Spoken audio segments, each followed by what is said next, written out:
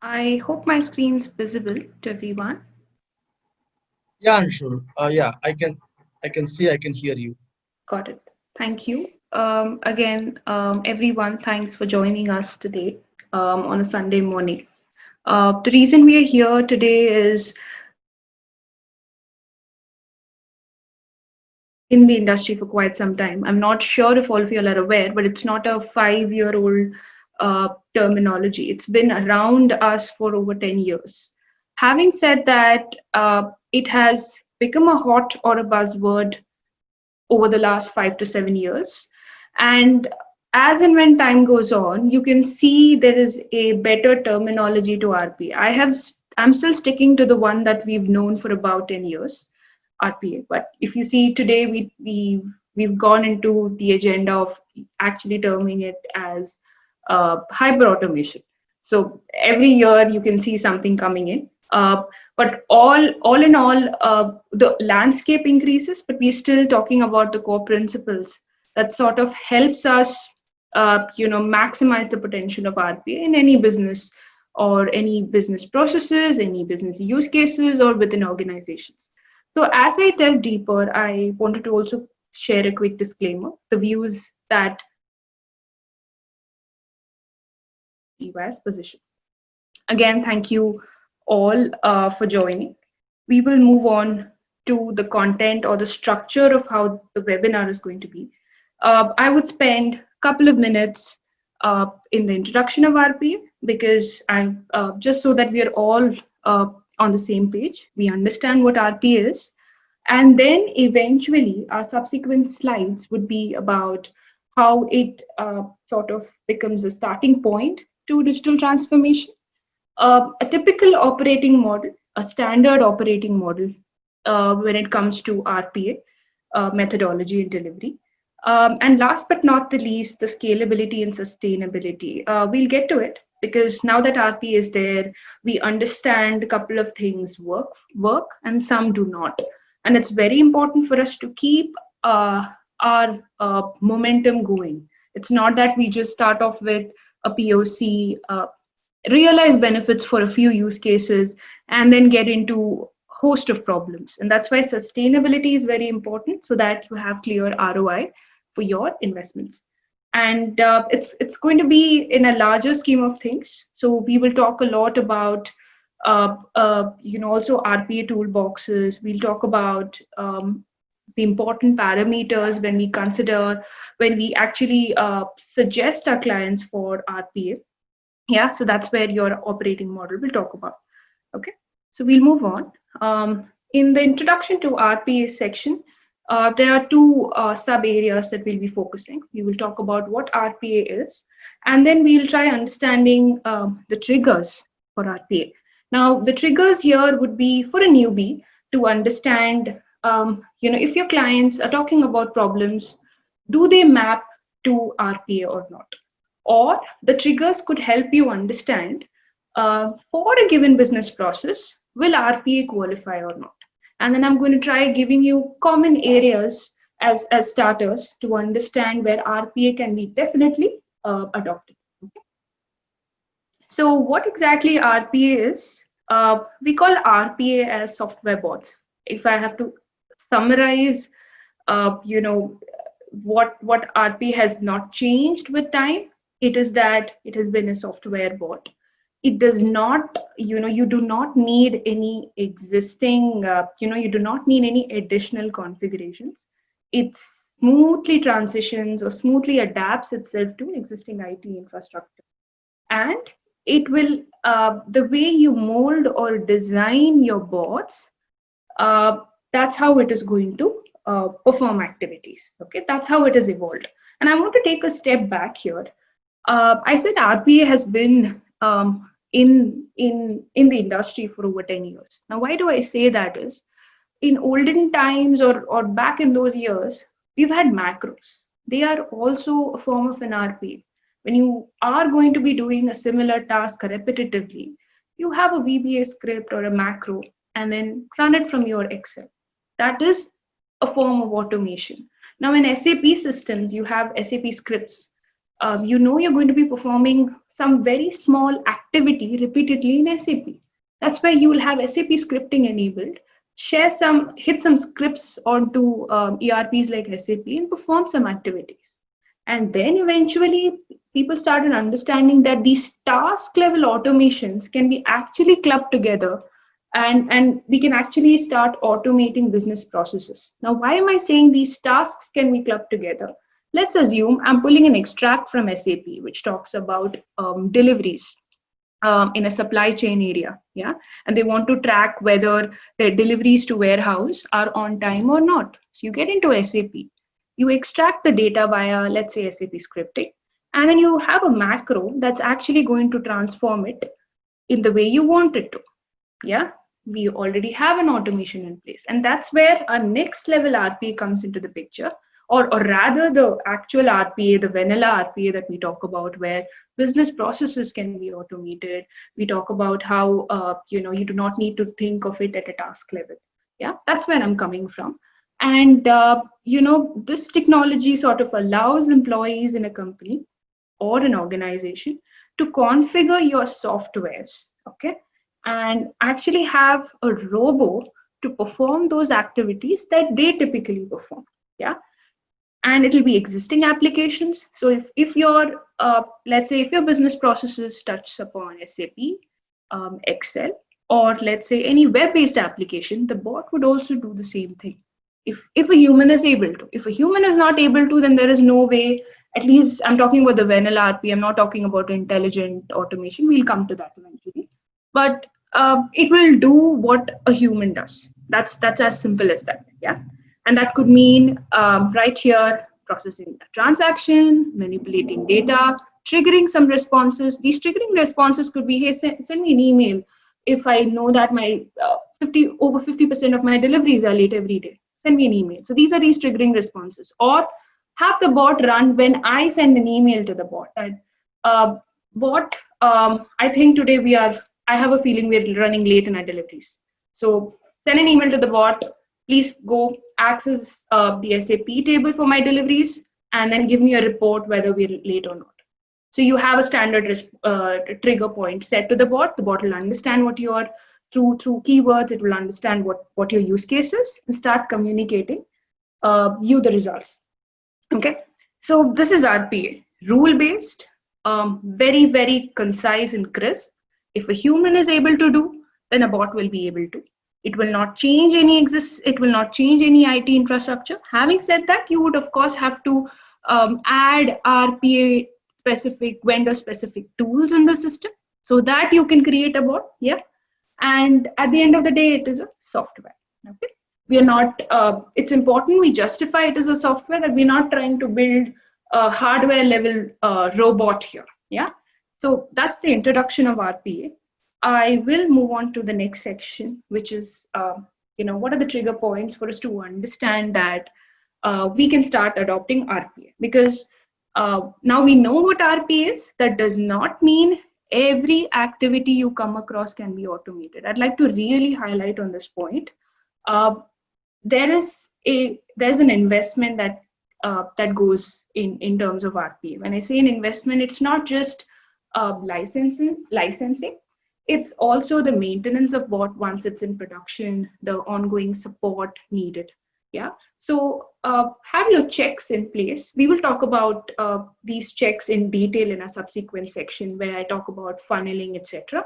But as starters, if you're looking over processes, if you feel they're extremely data intensive, meaning hey, 40,000 records, 50,000 records, several Excel files, typical reconciliation processes where you look at the bank statements or supporting documents and match them with your ERP data.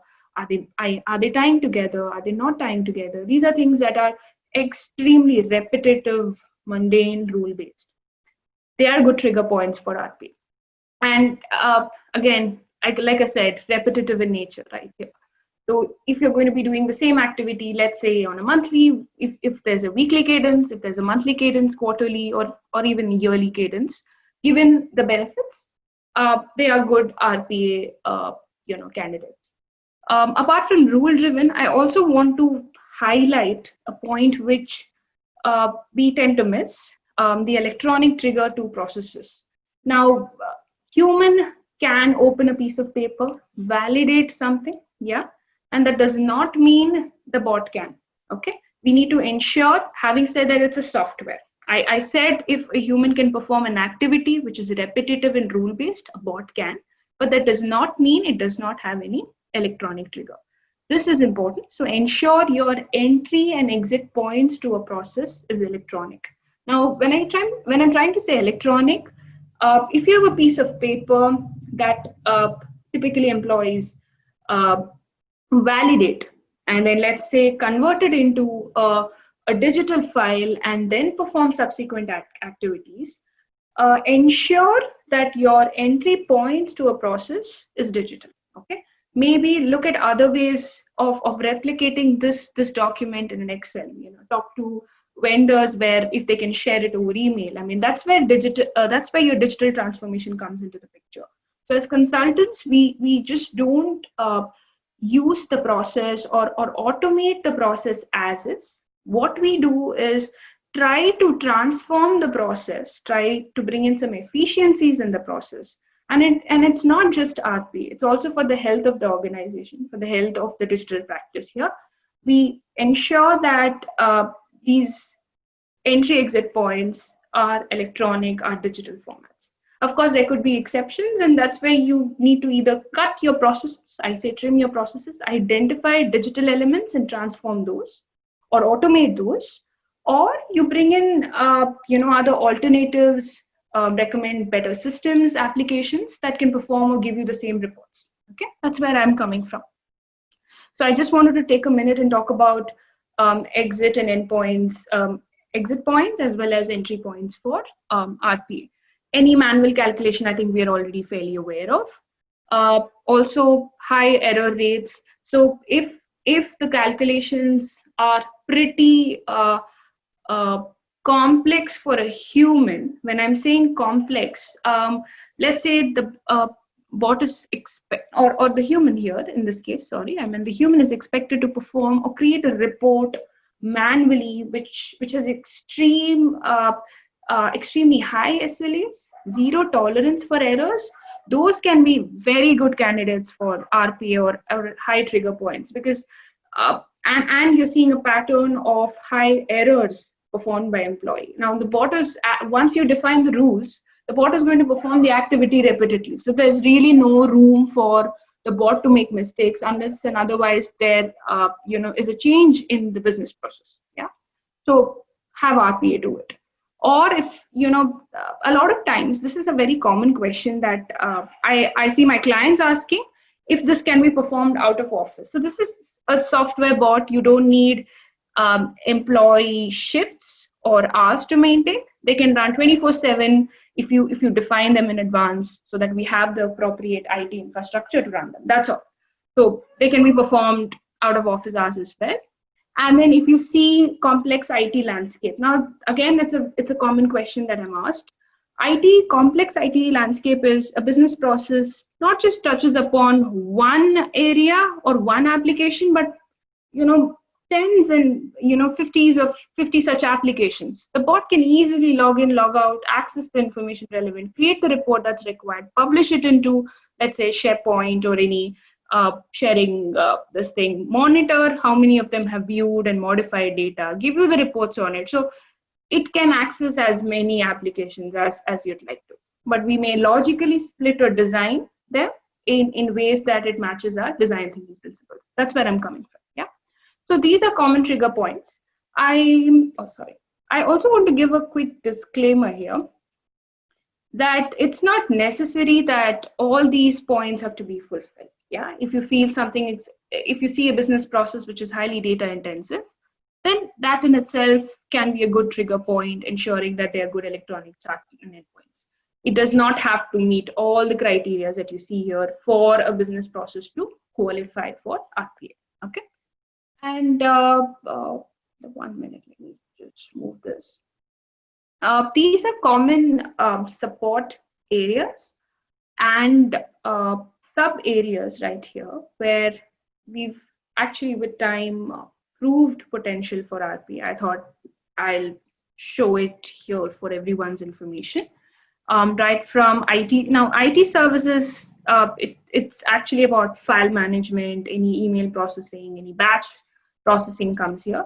HR could be your payrolls, your compliance reporting, your time and attendance management, etc. I'm just naming a few. You can always go back and review them. Supply chain could be reaching your warehouse on time. When I say delivery is reaching your warehouse, that there's a planning that goes in the warehouse, and then from the warehouse, your delivery is to reach the respective area points or checkpoints that it has been designed. So, is it happening on a timely basis? Because otherwise, the supply network gets affected. That's one area. Or FNA is a very common area to start off with. Finance is one area that you cannot go wrong when it comes to RPA.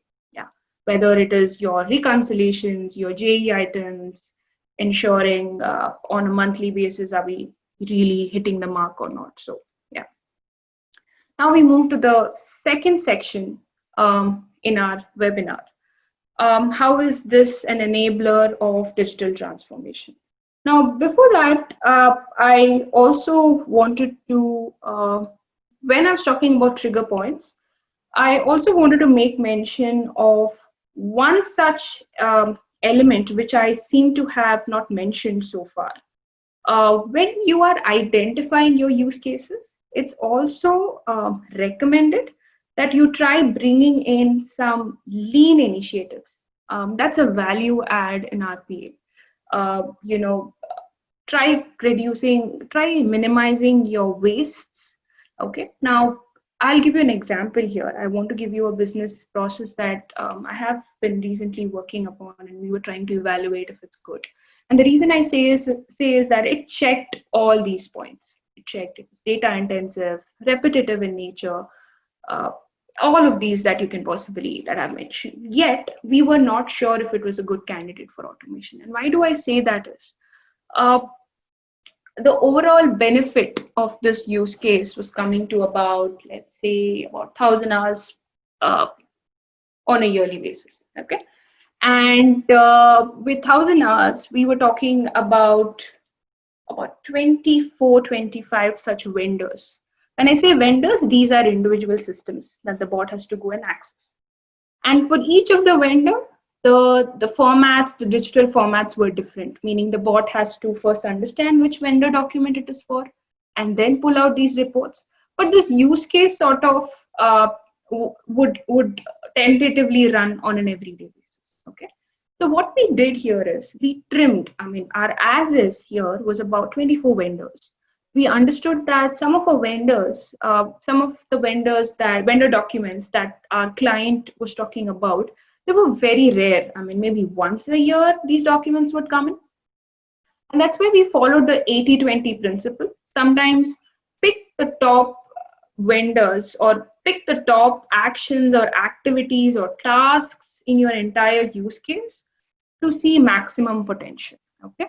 Don't take the process as is and build a bot out of it. So bring in your lean ideas in the picture. This would help you to design business processes optimally. That was one extra point that I thought I'd go back and add. We would now move on to our next segment, an enabler for digital transformation. Now, there's a better representation of this, but I wanted to say how this has evolved, talk about how it has evolved. There's one ask that I have of you. Go back, post the webinar whenever you have some time. Google for the Gartner's RPA toolbox, and you would see how a simple thought of automating a business process today has evolved into an entire, I would say, an environment of RPA, where we are talking about process mining, we're talking about RPA, we're talking about document management, we're talking about AI, we're talking about OCR, we're talking about several other elements. We're also talking about business process management here. And all of these timed together was RPA. Okay, so we start off with automating some simple processes or complex processes which are extremely root based. And then all these underlying technologies sort of start supporting what RPA in itself is. Okay, And the reason I'm specifically calling this out today is for us to understand that while RPA has been you know quite some time in the industry, we will also get involved eventually into some complementary technologies which RPA would integrate itself to, giving way to some very, I think, interesting solutions. Okay, and this could, like I said, your process mining is where you're trying to understand if these processes make sense. Okay, your task level is, and these initiatives pretty much make use of logs. These logs, you can give an SME or someone who's performing the activity manually, ask him to just perform, enable the logs are the clicks that are produced on every application level action. These logs, when put together, ingested into these tools, will tell you that, hey, out of these 24 vendors that I was talking about as an example, 18 such vendors are pretty much the kind of documents that the client really receives. So it might make sense for us to automate these 18 applications or 18 sources of documents rather than going over with 24, which is one, increasing our development timeline, okay, from an overall standpoint. Two, all of these 6 vendors are actually very frequent. So these could be exceptions which the humans can handle manually. Anyway, they're pretty rare because we have to look at the qualitative and quantitative benefits. Yeah. And I'm going to be talking about this one example through our webinar for us to understand why I'm talking about it in the first place. Okay. So RPA would set the foundation for all our subsequent technologies that we're talking about. So it's a good starting point, okay, but it cannot survive on its own. That's a disclaimer again. You will need to couple it with advanced or I would say complementary technologies that I just mentioned in the lines of document ingestion, analytics, ML, process mining, business process management, etc. But together, you sort of create a toolbox or an environment, okay, for better operations. So this is where it started, where we were talking about manual activities and how slowly other technologies are getting blend. And this sets our foundation to digital transformation. Now we can go to the third segment here, out of the 4 segments that we thought we'll talk about. The third segment here is operating model. Now, first I spoke to you all about RPA and the trigger points. The trigger points will help us to identify the right use cases, again, so that we are maximizing RPA's potential. Okay, we have learned the mistakes, okay, and we ensure we do not make them. Now that we are aware what works, what does not work, that will help us to ensure our scalability is high.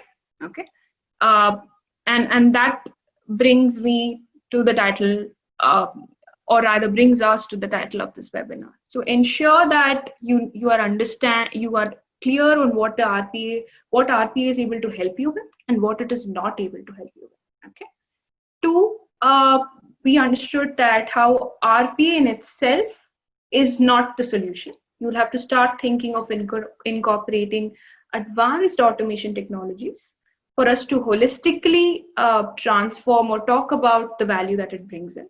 A lot of our favorite RPA vendors have also started bringing in AI and ML models in their RPA product, and that should also give you a hint. If you see, they started off with just RPA Studio or development environment, and then you see, you may hear about discovery, you may hear about mining. They've also started creating their own toolbox, and that's where we are at the moment.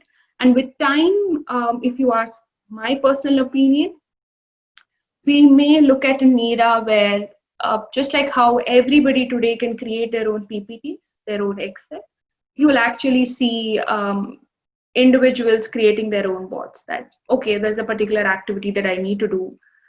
Let me just create a bot very quickly for myself, and then focus on some value add tasks. That's where we are evolving at. And all the advanced technologies and all the advanced initiatives would be driven by the COE. And this COE is why it is important. The COE, I'm not sure if all of you are aware. I'll just talk about it. The minute you bring RPA into the picture, you need to have a top-down buy-in. There's subsequent investments coming in, so you need to ensure that the the right people are involved. Okay. Having said that, you're also going to be automating tasks of your people. Okay, so it's very important you have uh, the buy-in from not just the top but also people in the middle section of the pyramid or at the lower section of the pyramid. Now the reason I say is that uh, there would be some instances where that buy-in may not translate well. And the reason I say that is it's very important for the organization to realize benefits of automation and to explain the value add that it would bring to not just them, but to their people as well, as to how they will strategically focus on some value add tasks rather than having their people do the typical, activities that they do on a day-to-day basis. Uh, and this and there has to be a team globally that's going to learn from its mistakes, ensure the knowledge is shared across areas. Now imagine an organization would have HR, it would have, let's say, finance, it would have maybe supply chain if it's in that field. And these typical areas, if we are automating them individually, we may miss out on our key lessons learned. So the COE will ensure that the best practices stays within the organization and not within the area or within sub area for that matter. Okay. Two, not just the best practices, but the standard delivery method that is required. Now, you need to have a standard method for us to explain our people that, once we have understood the business process from you, the second level would be for us to go and automate or, implement it. Yeah.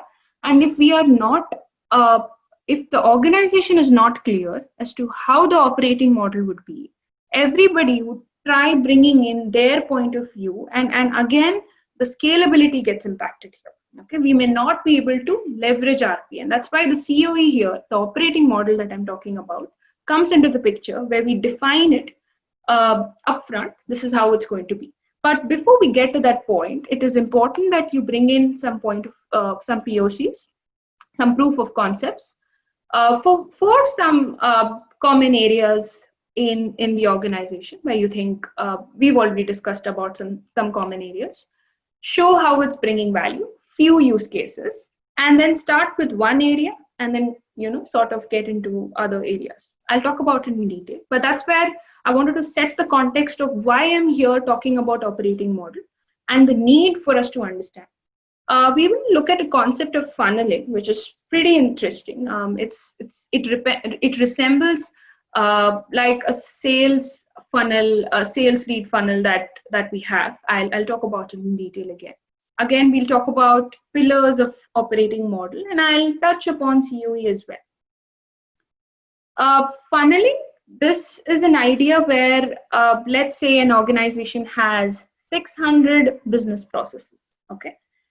They have about 100 odd in finance. When I say 600 business processes, you actually try understanding which ones, what are their business processes in the first place. Okay. Then you go through an approach of starting it with an area. Let's say you start with finance. Within finance, you may have an R2R, you may have an O2C, you may have a P2P. Yeah, all of these become your sub areas.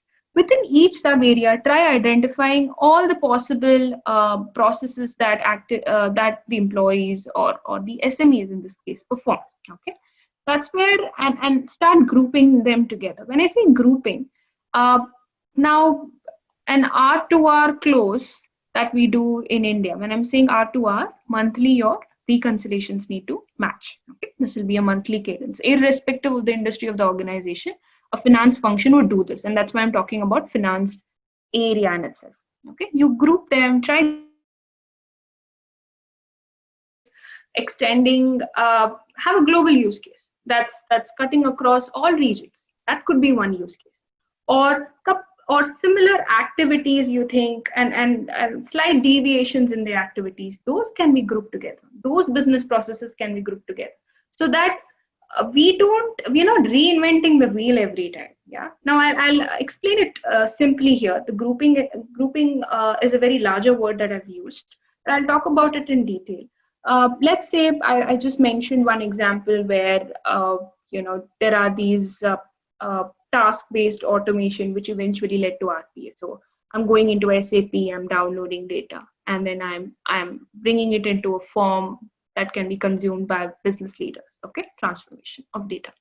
Now, if I'm going into SAP and if the same report, there is another requirement, same source data, but transform it differently, I'd like to group them together. If it's a very minimal deviation, so that I am not spending time here building one bot that goes into the same T code or same functional requirement of downloading delivery data and giving me a report, which is let's say a pivot. Okay, and the second report is at an item level breakdown. I can just have one bot do the same thing and send both reports to individual or respective stakeholders.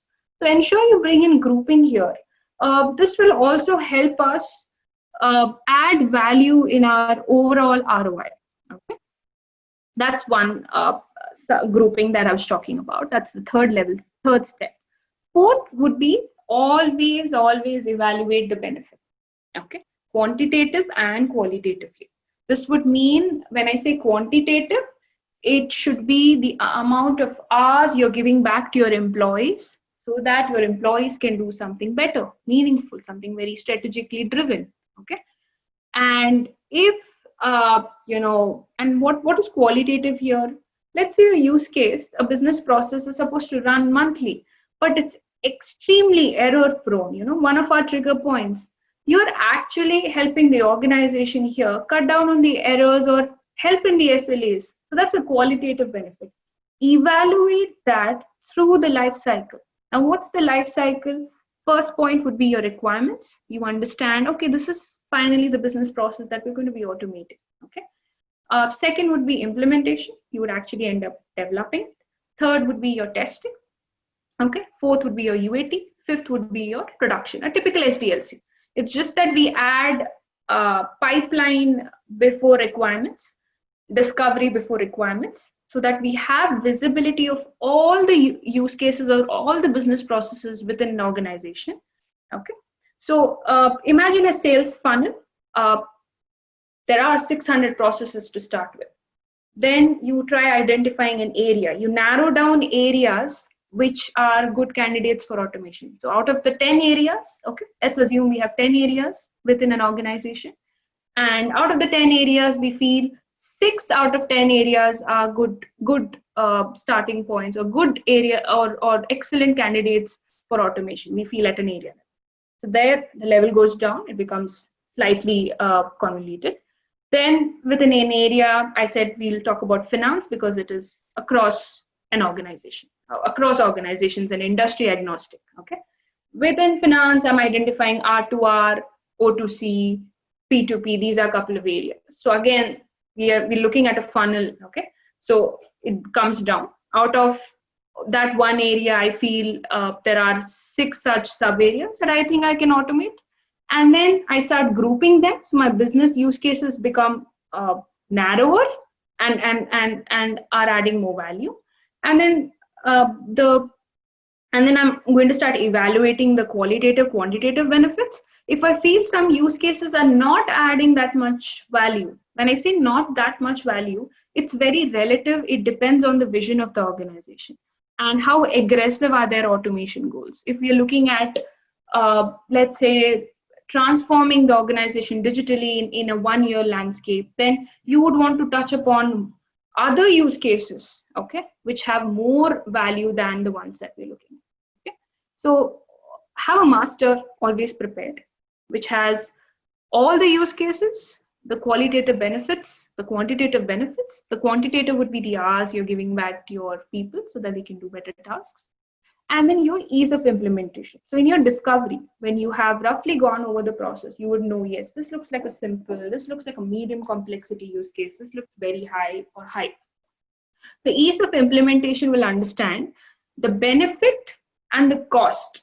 So implementation time is cost to an organization. If I can get a very high complexity use case out in the shortest amount of time, that's a win-win.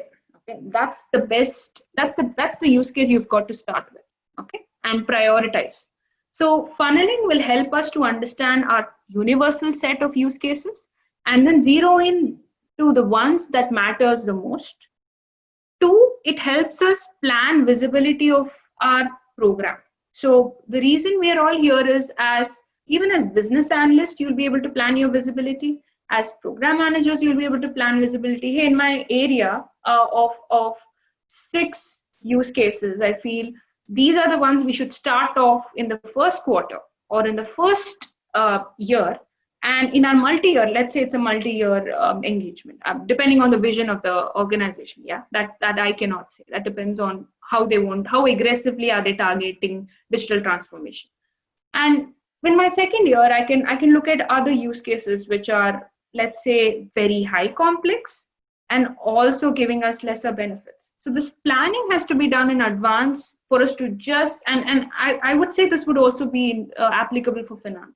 Now that I've told you that finance is one area that you can definitely start automating, we've realized the potential time and again across organization, but I would still say do your due diligence. Understand your pipeline, understand how many use cases you can sort of track in your first year or first quarter target and how you would move. So it's just like your sales lead here. That concept we are trying to leverage in our RPA delivery. Okay. And that's what I was trying to explain as funneling. So it would become, just imagine a funnel in your head. You start off with a narrow down to the ones that really add value. Okay. The next would be the pillars of operating model. This should not take a lot of time, to be very honest. This is more in terms of how all of these components put together helps in the operating model or helps in the overall RPA delivery. People I want to start with first. We've got to ensure that our people are aware of what RPA can or cannot do. We've got to be, like I said, next would be also the mission. We should have visibility as to how aggressive our automation goals are. And then additionally, we should understand our long-term intelligent automation success as well. In the longer side, how are we looking at leveraging RPA's potential? Okay, so I've spoken about people, I've spoken about vision or mission, whatever that you'd like to call. The organization section would be, defining the organization design that best supports your delivery of RPA capability, and it should align with the overall organization strategy and culture. Okay, the organization would be, in very simple terms, I would like to have one individual or a key set of people responsible in pipeline. I would like to have one, let's say, PM who's tracking one area in finance. And then I'd like to have, let's say, 5 to 10 business analysts that are ensuring requirements. Then I'd like to have each business analyst working back with 3 to 4 developers. So that structure in mind, okay? That's your organization. And this is your top-down structure. Then horizontally, it would be, I would need to have the appropriate quality team to ensure the bots that we've created is working fine. The migration teams that transforms the bots created in production to development, development to quality, quality to production, yeah. And I'd need to have an IT service team, yeah, that takes care of all the issues that come once the bot is in production. I would also need to have someone ensuring the infrastructure is in place. As we know, our vendor tools frequently update their versions, so ensuring we have the most recent version and all the elements responsible for it to work seamlessly are in line. So that's the organization part that I'm talking about. Yeah. Then identifying key stakeholders within the organization who are going to be helping you in the journey, because they're going to be experts in what they do. So we identify and take their buy-in. Yeah.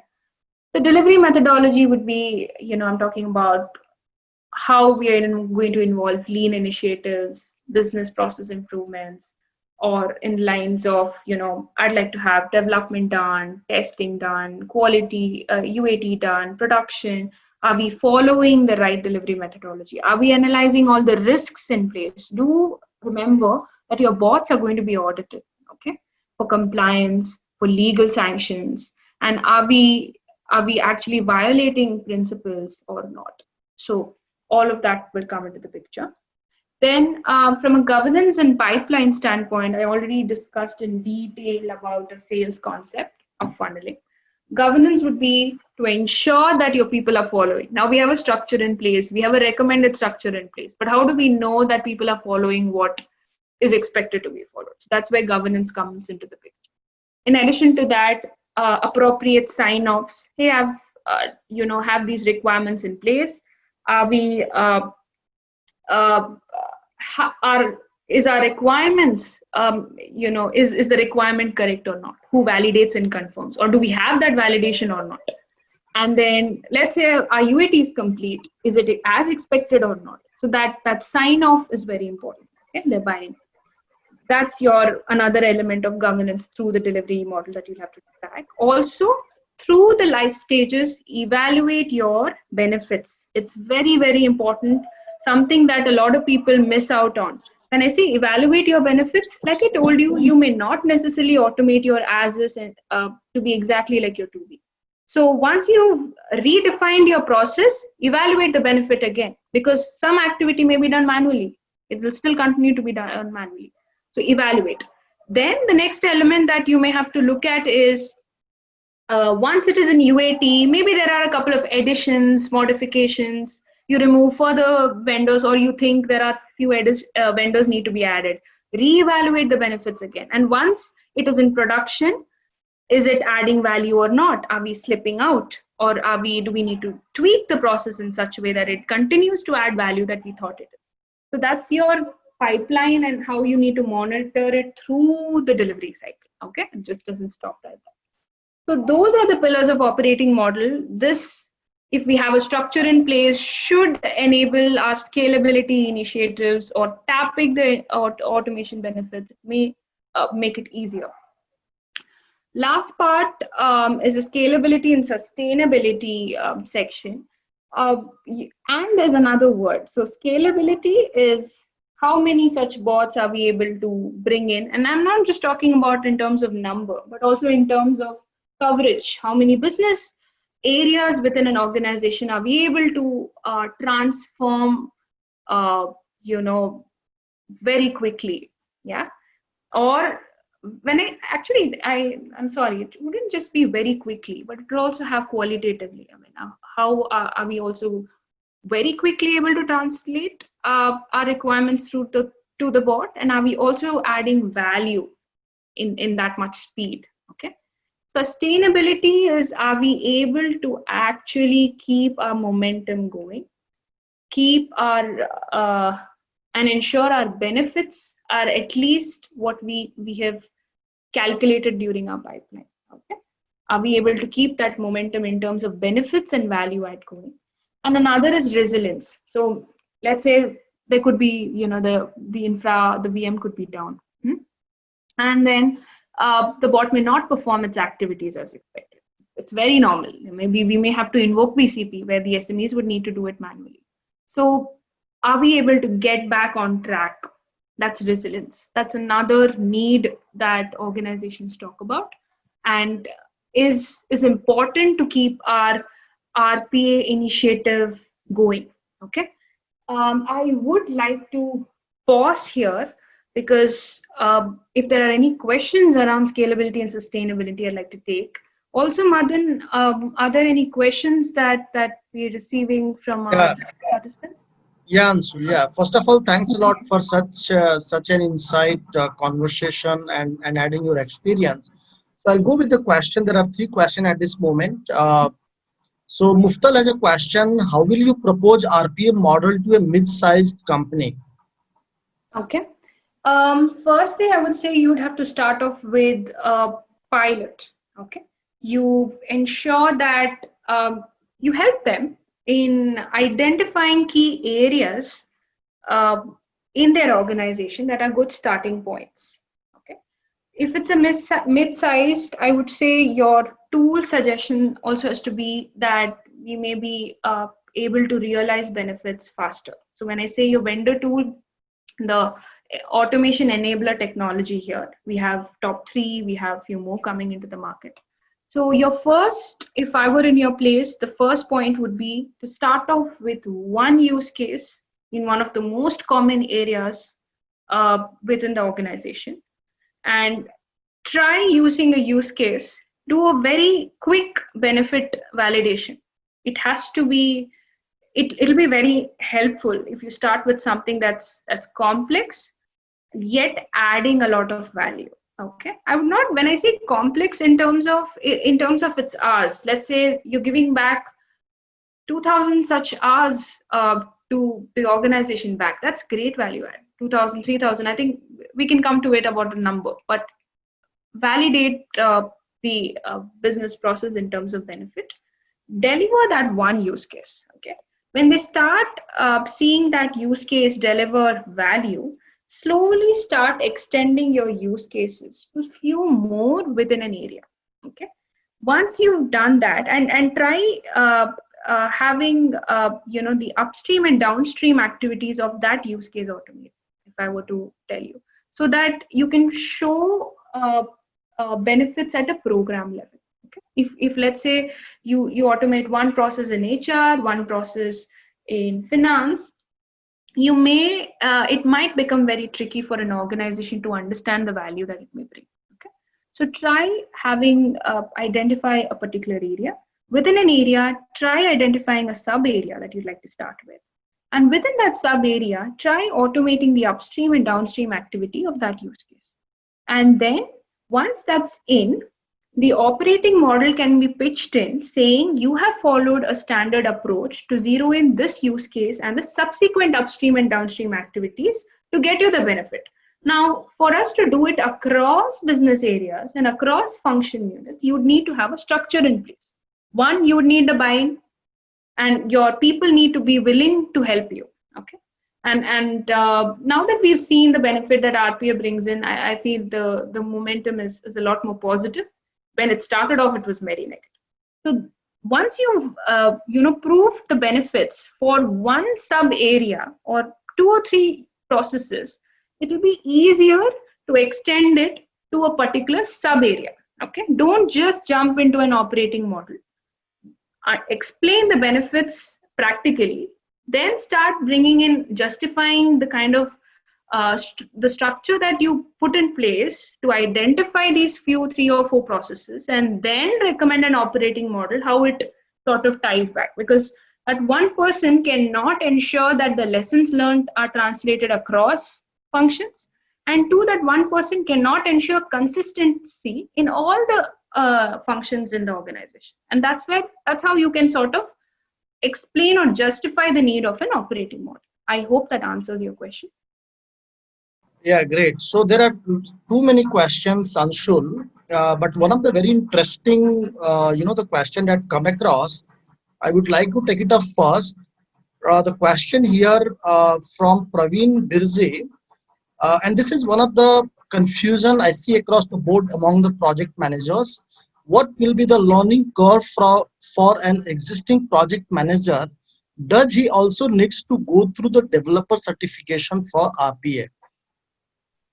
Very interesting question. And like you mentioned, it's frequently asked. No, you don't need to get a developer certification for a PM. Having said that, it's a value add. If you do, then you're able to have a lot more interesting conversations with your technical team. Okay. Having said that, it's not a deal breaker if you don't. What is the learning curve for project managers? Now, it makes or adds value when you're automating a particular. I will start small here. You've identified finance is my favorite area. Okay. So you've identified finance as an area to start off in your automation initiative before even getting into COE structure. Okay. So in finance, P2P, O2C, R2R are are your key areas: payroll, tax. Okay, these are your key areas. Now, project managers here, I can give you a couple of activities real time that we have our PMs help us with. Benefit validation tracking. Okay, you will have visibility if not just one sub area, but you will have visibility across sub areas within a function. You may be responsible for one sub area, okay, and all the automation initiatives within it. From a timeline projection, given the benefits, given the visibility of use cases within the sub area, you'll be able to see, are we on track or not? Are we having any concerns in terms of accesses? Are we having stakeholders buy-in or not? Are we receiving the sign-offs or not? So you will be involved in the delivery cycle, but from a governance standpoint, from a pipeline standpoint, from an organization standpoint, you may not, it's not expected out of you to develop use cases or have conversations as to why are these use cases, let's say, there are some errors, bugs identified, but you would still be doing your typical project management activity, but your area of focus would be RP. You would still be ensuring there's stakeholder management happening. Yeah, great. Is Thanks. the project in budget or not? Yeah. Yeah, great, Anshul. So I'm going by one, and I can see there are a lot of questions. So Karthik has asked a question. May I ask what RPA tools is being used at ENY, and examples of what core task has been automated at the different departments?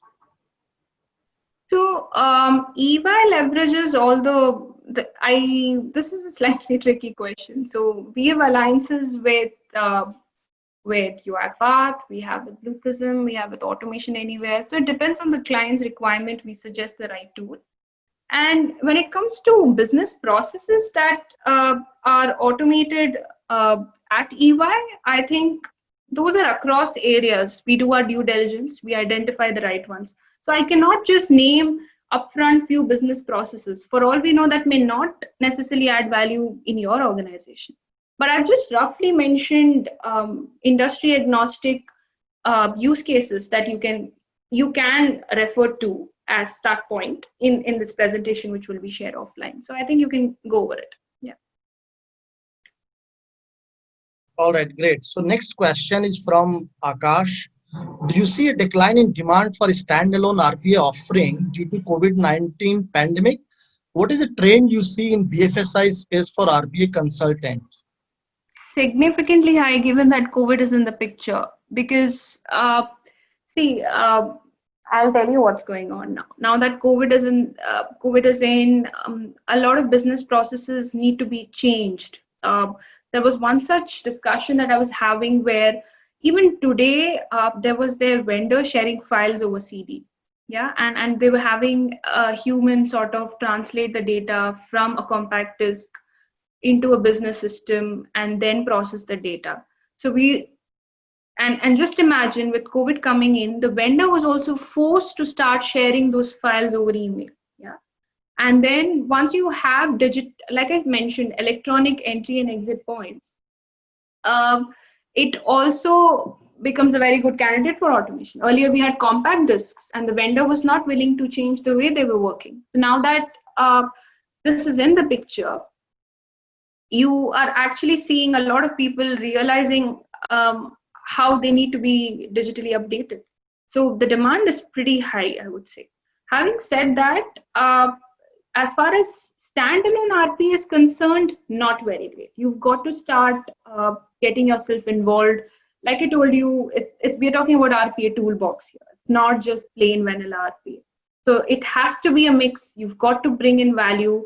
In addition to RPA, other areas as well, you've got to at least identify one or two more areas within RPA environment for you to start adding value holistically. So plain RPA, unfortunately, to start off with, yes, but not to keep yourself sustained in the long term.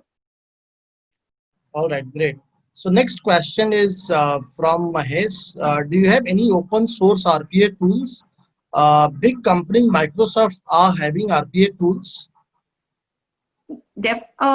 I'm sorry. So when you say do you mean do we have open source RPA tools in the industry? Yeah, I think Yes. Mahesh is asking, do we have any open source RPA? And the second question is asking, do Microsoft has any RPA tool? There are a lot of open source RPA tools in the market. I would say Tag UI, there's Robocop, there's Automagica, there's TaskKit. We've started happening RPA for Python as well. So there are a lot of open source RPA tools in the market.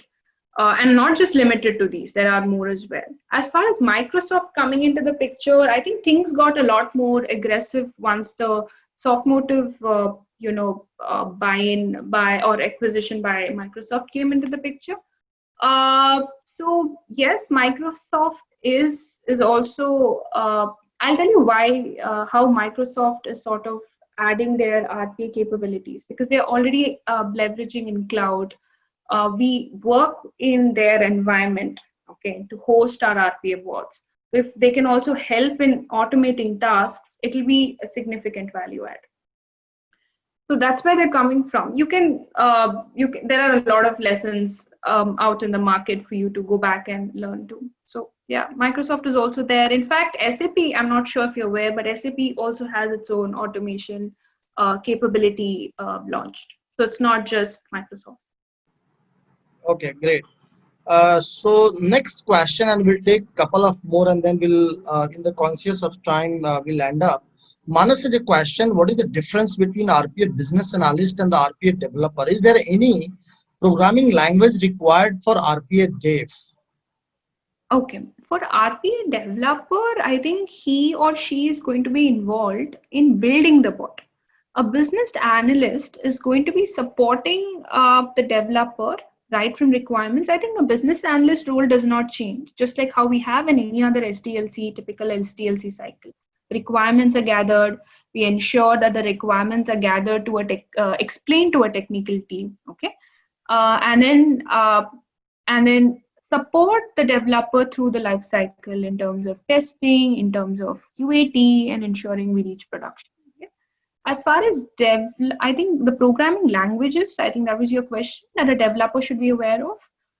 A lot of these, at least I'm talking about the top three RPA vendors, they are built on .NET frameworks. So it might add value. I'm not saying you need to know explicitly, but implicitly it'll add value to your profile if you are aware of one .NET. Two, I would say would be your macros. They're strong in your Excel. A lot of these activities can be controlled if we have a macro also built. VBA scripting, that is, and not just macros. You should also have the team in your support to understand macros so that they can maintain them. Okay, but we give least importance to macros. Three, I would say pick up an advanced automation capability as well in the lines of Python or other advanced capabilities, so that will sort of really help you in your developer profile. Yeah, great. So Anshul, we have another 3 to 5 more questions. So is it okay if I go through all those questions, or how do you prefer to take it up? Madan, it's okay. We can go over them. No problem. Okay, okay. So next question is from Anurag Rawar. How and where we can scale RPA into banking and healthcare industries? Banking, I think it started off. RPA has, if you actually explore or read up more about RPA, banking, insurance, financial services, this is like the starting point. It started off in these areas, and then we started leveraging RPA in other industries. And I'm personally aware that a lot of banking institutions have already either they understand the benefits of RPA or they already have an automation capability within them. So there is no need. I think we are way off time for us to sit and explain or justify. They are fairly aware. Either them or their competitors are already in the market. Next question is from Palni Kumar. You said soon RPA bots will become like PowerPoints for users to start and developing. With this, how do you see the future of RPA bots in enterprise sectors? And second question is, Also the career progression of RPA engineers, since it falls under the low code, no code category? That's a good question. I think eventually we might see ourselves building applications.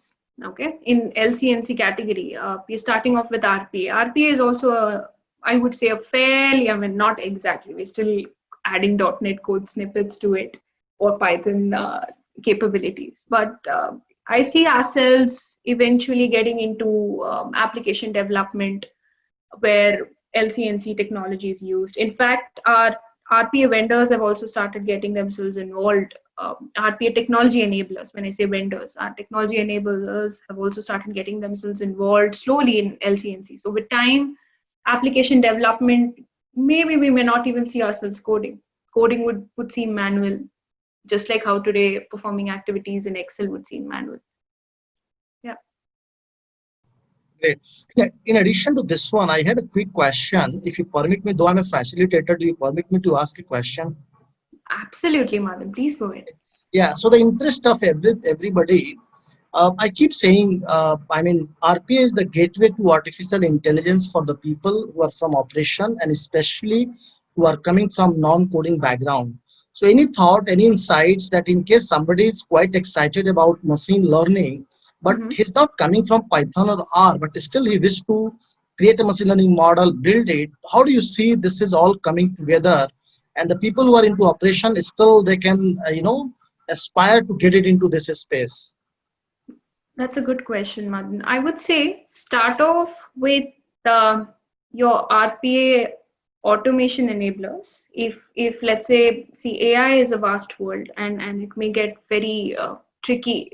There's a lot of information out there, and it may get a little overwhelming as well. You may understand that you may need to learn a lot of stats, a lot of hardcore mathematics or programming in that case, but our RPA vendors are getting themselves involved in ML, deploying ML AI models. So you can start off with there, and then as and when you find that there is a gap, you start getting into those areas. Now, I'd give an example. UiPath now has AI Fabric, where you can deploy ML models. There is Auto ML as well. I'm just giving a couple of examples that I have on top of my head. Auto ML here is a lot of these ML related initiatives which seemed repetitive. Those are also getting automated. So automation in itself is going to be around. We, the way we do it will change. Today we have task based or process based automation. Eventually we'll talk about not writing a piece of code, developing things automatically, or we may look at deploying models automatically. So it's, this area is pretty relevant. Having said that, we have to evolve ourselves with time. I hope that answers your question, Martin. Absolutely, absolutely. Yeah, thanks. Uh, there are a few more questions. Let me quickly go through. Uh, so Ashish is a question is asking what will be the cost breakdown for simple RPA like download from Jira and upload on Tableau through the bot. Uh, I'm not sure what is this ask here.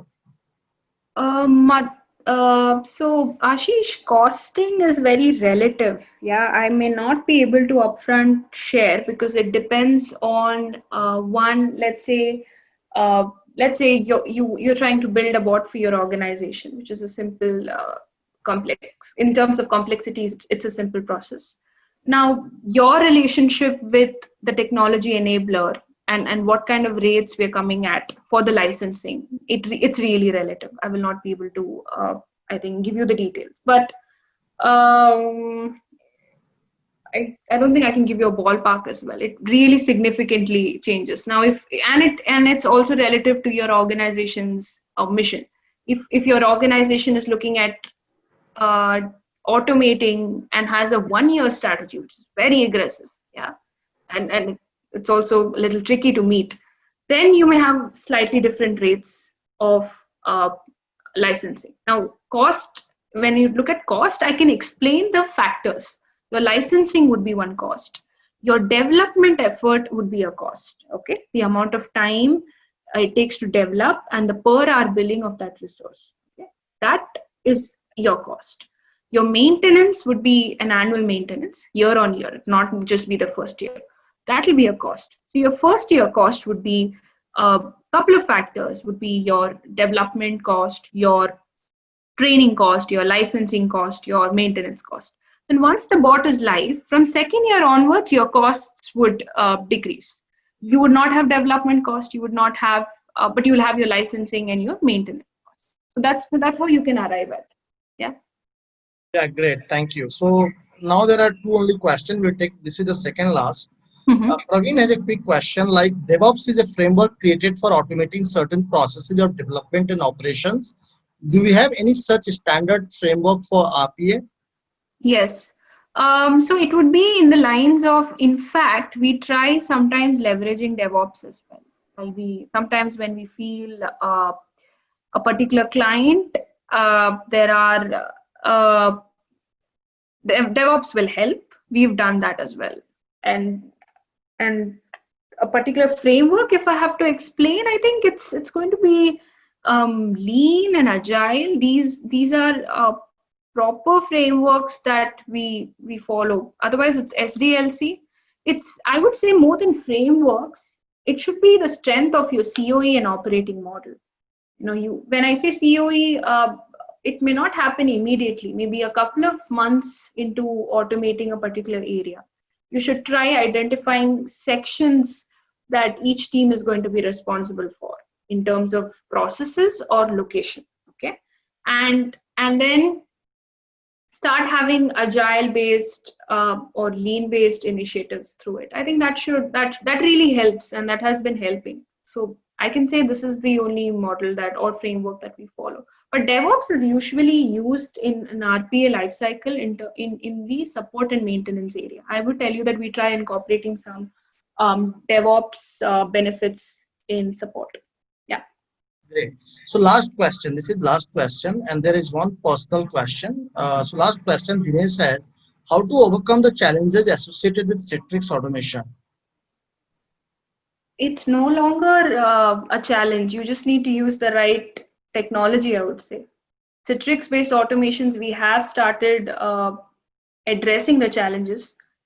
There are a couple of tools which makes it trickier. Okay. There are a couple of tools which, if you do your due diligence, are able to help in Citrix based automations. Yeah. Great. So this is last question, and Anshul, this is maybe personal also, or no offenses. So Indrajit has a question. How are you managing your time? As I know, current you have already engaged with 6 projects, where other BA can handle 3 projects max. Are you going to take any session on time management? Not, I mean, I'm just passionate about this technology, and if you're passionate, you sort of make time. That's it. Great. So I think this is all. We have covered almost not all the questions that had come from our participants. There were approximate 66 people at a time. So thanks a lot everybody for joining. I know that it was not easy. It's crazy on Sunday morning to join, but at the same time, I think Anshul, your vast experience has created a lot of value for all of us here, including myself. I learned a lot of things from you. So thanks a lot for your time, and looking forward to learn more from you in the future, either through social media, maybe joining your other, initiatives, webinars. But thanks a lot for accepting our invitation, coming along all the time, spending the time in enlightening our entire community. Thanks a lot for your time, Anshul.